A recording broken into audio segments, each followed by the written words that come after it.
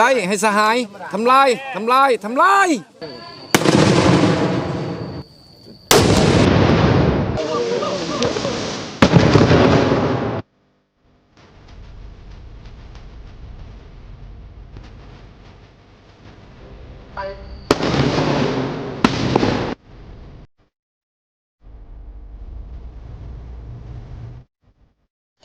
ท่านผู้ชมเพื่อเป็นการทบทวนคืนบทเรียนความรู้ความสามารถของนักเรียนที่ได้เรียนมานำมาปฏิบัติหมุนไส้อยู่ภาคสนามตัวจริงให้มีความสำนิสำนานและมีประสิทธิภาพมื้อนี้โรงเรียนระบบสร้างแสง506ก็ได้จัดตั้งหัดแอบซ่อมหบประสานเสียงแตกให้นักเรียนสุดที่34ประจำทรงเรียน2025-2026ซึ่งว่าปัจจุบันนี้ทีมงานข่าวภาคสนามของพวกเขาก็ได้ลงมาติดตามอยู่ที่ภาคสนามตัวจริงโรงเรียนเหล่าหบสังแสง506ได้จัดตั้งนำพานักเรียนใน10สังแสงหัดแอบเคลื่อนทับและประสานเสียงแตกประจำสุขเรียน2025-2026เพื่อสั่งรวมและทบทวนบทเรียนให้นักเรียนก่อสร้างสุดที่34ระบบ1ปีโดยการเข้าร่วมเป็นประธานของสหายพันโทอนุศักดิ์พรหมวงศาหัวหน้าการทหารโรงเรียนเหล่าหบสังแสง506มีคณะภาคคณะบรรษาบรรดาพนักงานกองพันคณะรับผิดชอบพนักงานครูอาจารย์และนักเรียนเข้าร่วมต่อกับการใกล้เกี่ยมให้แก่การฮัดแอบประสานเสียงแตกในครั้งนี้สำหรับเวียงงานพักเวียงงานการเมืองพวกเราได้ชี้นำให้องค์การการเมืองของโรงเรียนจะตั้งและสร้างแผนการเคลื่อนไหวโดยเฉพาะเป็นการได้โอลมก่อนการจัดตั้งฮัดแอบเพื่อปลุกระดมจิตใจของพนักงานครูอาจารย์และก็นักเรียนให้มีความพร้อมในการจัดตั้งฮัดแอบและพร้อมเดียวกันนี้เคียงคู่กับการจัดตั้งปฏิบัติแผนการฮัดแอบพวกเราจะได้ชี้นำให้บรรดา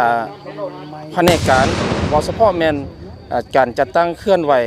ขบวนการเปิดกองประชุมสรุปตีราคา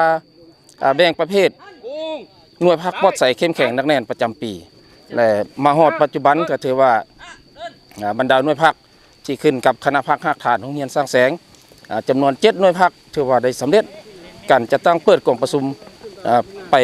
พร้อมๆกับการจัดตั้งหัดแอบภาคสนามในครั้งนี้การจัดตั้งหัดแอบเคลื่อนทับและประสานเสียงแตกในครั้งนี้แม้นเป็นการทบทวนคืนบรรดาบทเรียนที่ได้ฝึกแอบทำเรียนในระยะผ่านมาและเป็นการปฏิบัติตามแผนอบรมหัดแอบสังรวมบทเรียนการเคลื่อนทับและประสานเสียงแตกของนักเรียนก่อสร้างใน10สุดที่34ขันหมวดขันจุและหมู่สร้างแสงผ่านการหัดแอบตัวจริงเห็นได้ว่าบรรลุได้ตามระดับคาดหมายที่วางไว้ซึ่งผลสำเร็จในการฝึกแอบทำเรียนในครั้งนี้แม้นคณะพักคณะบรรษาได้ลงใกล้สิติดแทศและให้ทิศซี่น้ำบรรดาครูอาจารย์เป็นผู้ถ่ายทอดวิชาความรู้ความสามารถให้แก่นักเรียนสำหรับการหัดแอบเคลื่อนทับและประสานเสียงแตกเห็นว่าบรรดานักเรียนกำแน่นได้ทฤษฎีหลักการและภาคปฏิบัติตัวจริงเฮ็ดให้การอบรมหัดแอบในครั้งนี้รับประกันได้ความปลอดภัยห้อยส่วนห้อยผ่านการจัดตั้งหัดแอบประสานในครั้งนี้แม่นพวกเราได้กระเกียม1แม่นเกี่ยวกับแผนการเนาะโดยผ่านอนุมัติจากคันเทิงหลังจากผ่านอนุมัติจากคันเทิงแล้วพวกเราก็ได้มีการจัดตั้งมอบหมายหน้าที่หลังจากมอบหมายหน้าที่ก็มีการสืบข่าวสนามก็นำพานักเรียนเคลื่อนทัพและมายึดสนามการสร้างสนามนี่มันสร้างอยู่ใน10วันเนาะแล้วก็มีการสร้างหัดแอบเกี่ยวกับบทเรียนที่พวกเราได้เรียนมาทางทฤษฎีและมาสมทบกับตัวจริง